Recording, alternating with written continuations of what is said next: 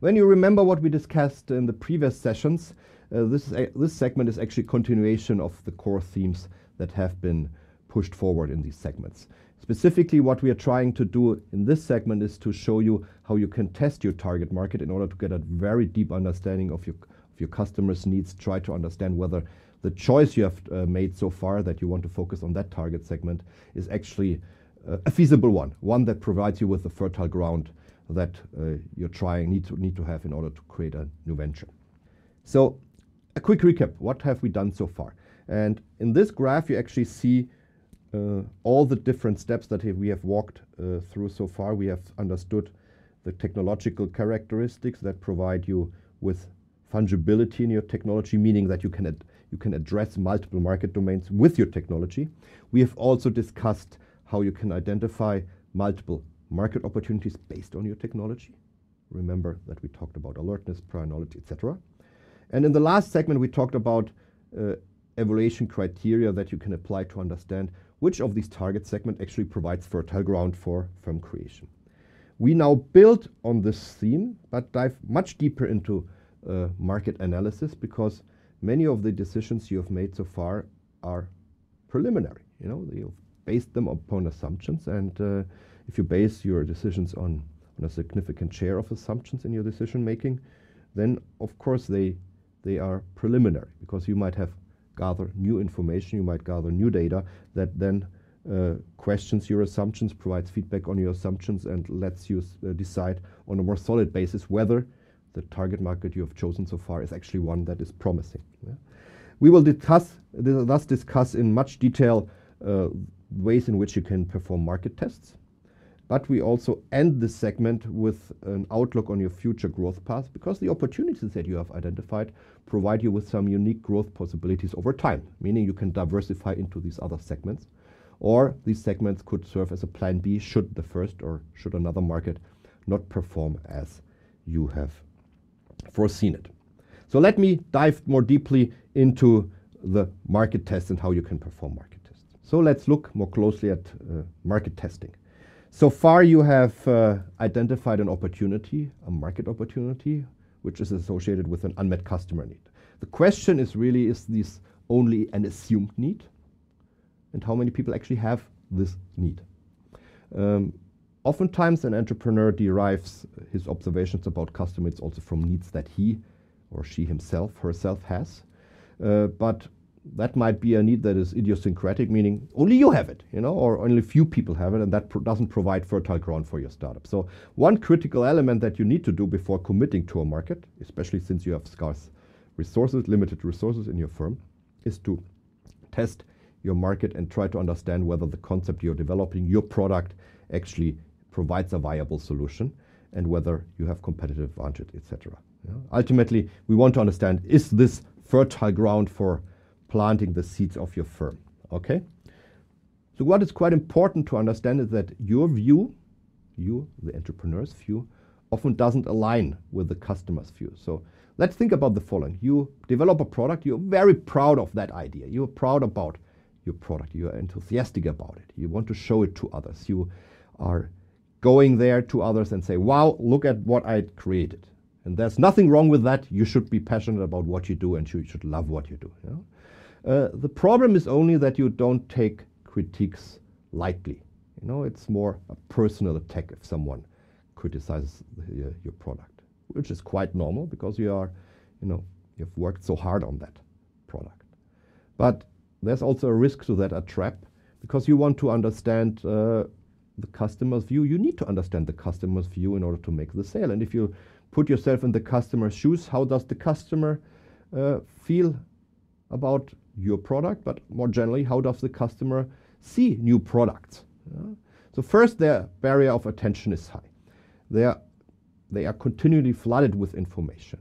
Think about your own information input that you get each day: emails, newspapers, internet, websites, Facebook, etc., etc. So initial brief impressions are decisive to inform their judgment. They tend to distrust new things, and they are stuck in their minds. They have been using established products for a long time. So their view is quite relevant. Their view is typically unknown to you, or at least known not fully. but their view is highly critical for making that sale. So what information would you need to obtain in order to understand whether you have an interesting, promising market in front of you that provides the fertile ground for firm creation? There are some key questions that need to be answered, and actually, some people, especially if you are a technology entrepreneur, you might be reluctant or might not have much fun going out there to talk to customers and understand, gather all this information. And this is quite understandable because you were not trained in that field. But on the other hand, look at this as another experiment. Walk out there, go out there, talk to different people and gather information. And I will walk you through some steps later on. But this is actually quite an interesting intellectual challenge, meaning, is the product, the vision that I have of my market actually correct? And this is like a little test and experiment that you do in your lab. So what key questions would you like to have answered? What questions would help you to improve your concept? First, of course, it's demand, information about demand. How strong is the demand? Remember this nice word, customer pain, that we discussed last time. Demand also has a size component. How many customers with that pain are out there? In other words, do you have the fertile ground that is large enough to support the creation of a high growth venture? Second, you would also like to understand the competition. And one question that is particularly intriguing on that front is the question, what type of products does your customer compare your offering to? This type of question actually helps you to understand what is unique about your product in the eyes of the customers, not in your eyes. It also helps you to understand which type of products might be out there that could outcompete you. Okay? And maybe you could make your product unique. That brings us to the third point. What are customers thinking about your offering, about competing offerings? What makes your offering unique? And this is actually a very critical question because customers choose products that are unique or they are typically cheap. So in that sense, you want to understand whether your offering has some competitive edge to it. And the customer might even give you information about ways how you could improve your uniqueness. And that provides you with a stronger, unique selling proposition. You also want to understand the value that your product creates to customers. Remember last time we discussed this a little bit when we said, okay, you need to understand and quantify the customer's benefit. And you need to understand how you can reach the customers. Where would a customer buy the products? You might have assumptions, but there might be other channels where the customer buys products of the type you are trying to sell more frequently. Finally, you want to understand also which marketing tools might work best. And there are other issues. Do key regulations exist? Are there some key processes that you need to understand? So when you look at all of these questions, this looks like a lot, granted. But this is actually quite interesting to understand because this provides you so much valuable information on your journey to become a successful entrepreneur. So as I said, see this as an intellectual challenge and see this as fun because customers are out there. They are not their enemies. They are your friends ultimately, and they are the ones who are allowing you to create your venture and a successful venture. And they are the ones who are actually transforming you, hopefully, into a successful entrepreneur and maybe also get another lifestyle. Okay? So what do you need to do in order to gather all of this valuable information? In the next few slides, I'm going to present you 7 key steps to test your market. These steps include developing a prototype. They include desk research, field research, cost estimates, pricing, how you reach your customers, and finally the analysis that is based on all of these elements. So let's look at those more closely. The first main step that you need to accomplish is prototype development. This is actually a fun step because you're working on your product, you're working on the design of your product, and it's important to get as close to what you think is the offering that the customer likes most, because the customer needs to imagine your offering. And the more the customer can imagine your offering, the better he will be in giving you feedback. And the more valid that feedback will be and the more helpful it will be for you. So the second key step that you want to perform is some preliminary market research from your desk. You will find that key information primarily through surfing through the internet, but some agencies also provide that in written format. They publish reports, etc. So you might get that from your statistical offices, from government agencies, etc. What is important is to understand is that some geographies in which you're located might not have so much information readily available. So what to do in those situations? You might say, okay, there's just nothing around, I give up on that front. But actually the good entrepreneurs, they say, okay, maybe there's other types of information that could help me understand my market better. And this does not necessarily mean I need to have information about my geographical market. If you start launching your venture in a particular country and there's just not so much information available there, you might say, I reach out to other countries. Some countries might be leading your technological development.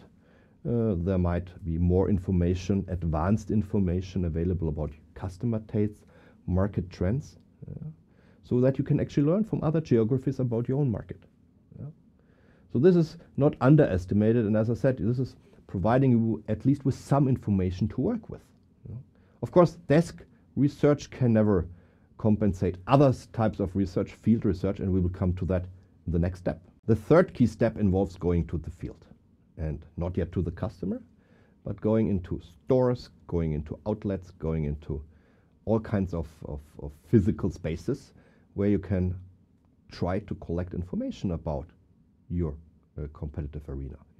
Think about the competitive offerings that are out there. You can understand their prices, how competitors advertise the offerings, what type of advertising might work better than others. Observe clients, prospective clients in the store. Try to understand also how the competition distributes the goods.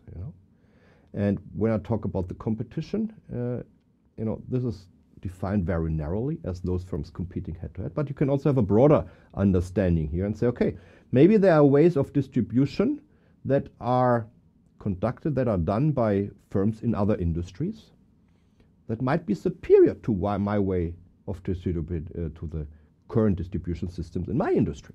So in that sense, you could learn from other distribution models, other advertising models, other pricing models by looking beyond your industry boundaries. So going into the field means, one, yes, I understand the competition in my own domain, but I also let me inspire by how other industries are performing these very same activities and are making the very same decisions that we are looking at here.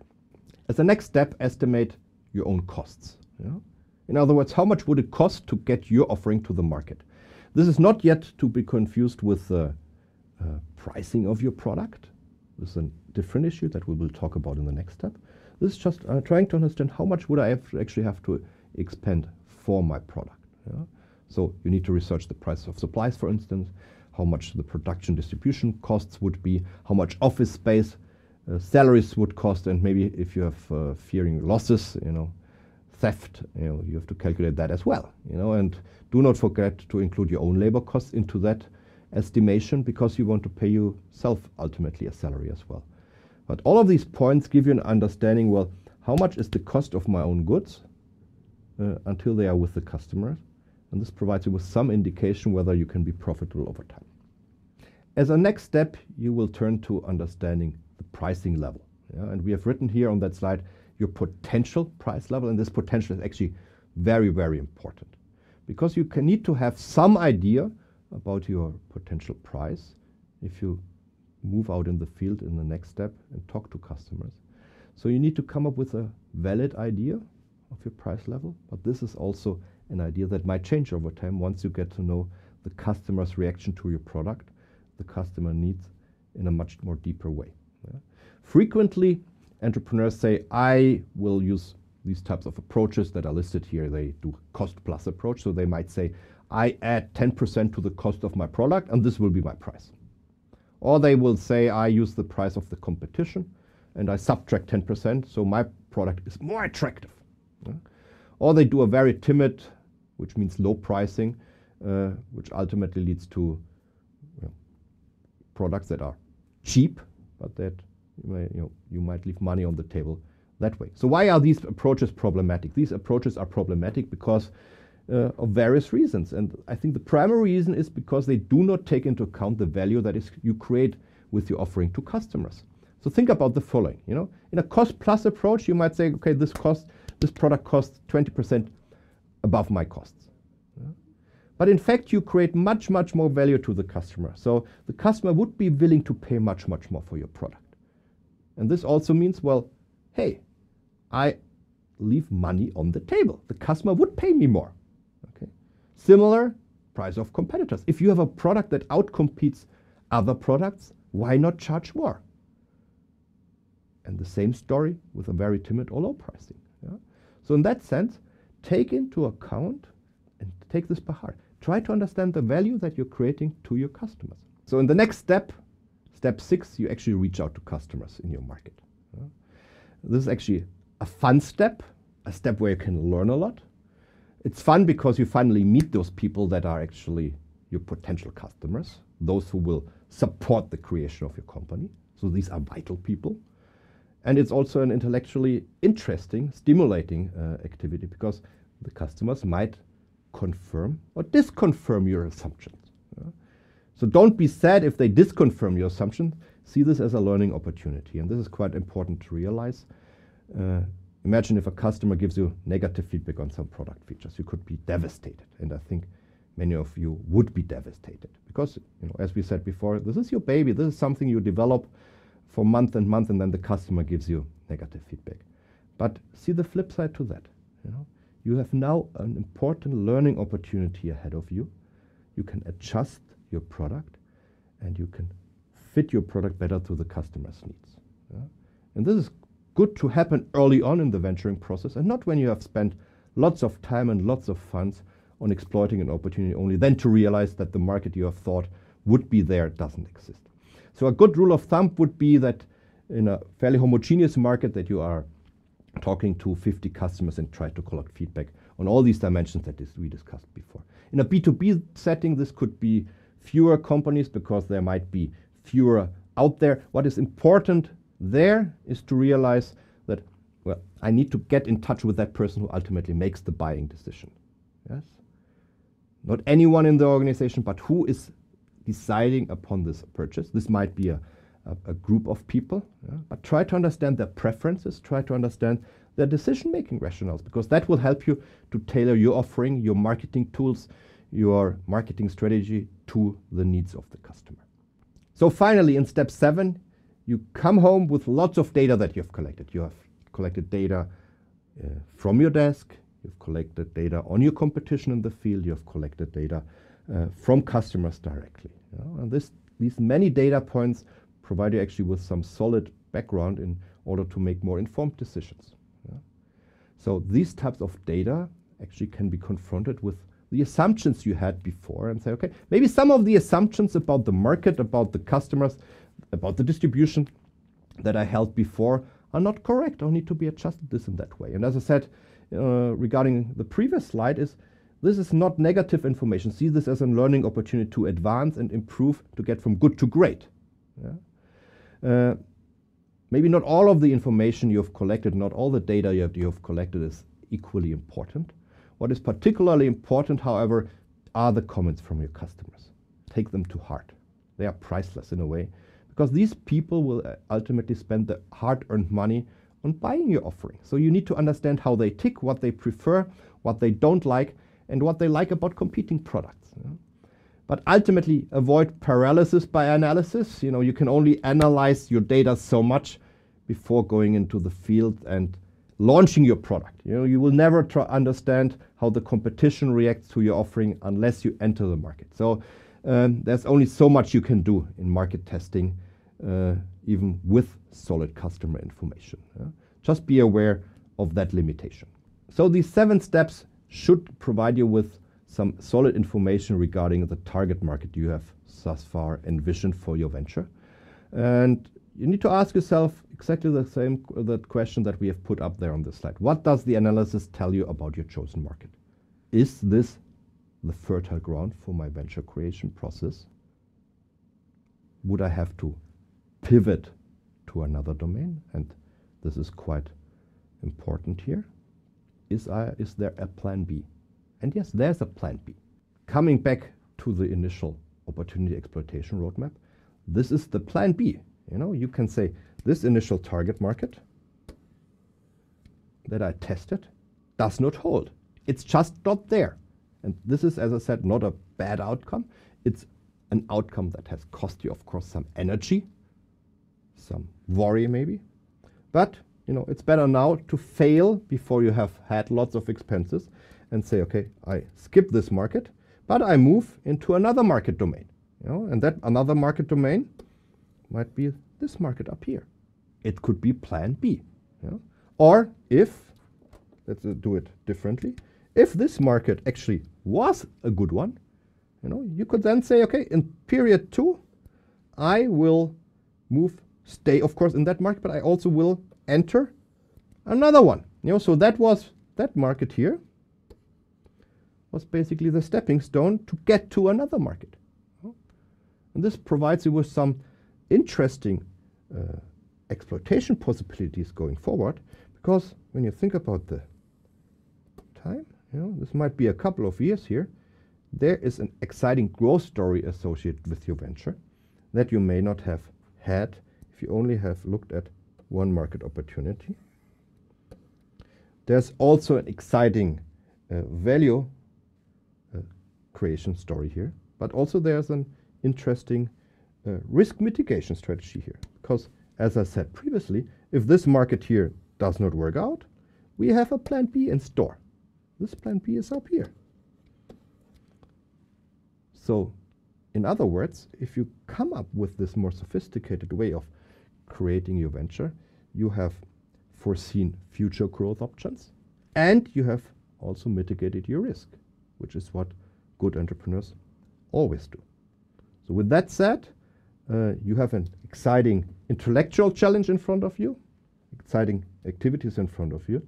So what I want you to do is to think creatively and carefully about these steps and try to understand, well, what does this mean for my venture? Good luck with it. See you next time.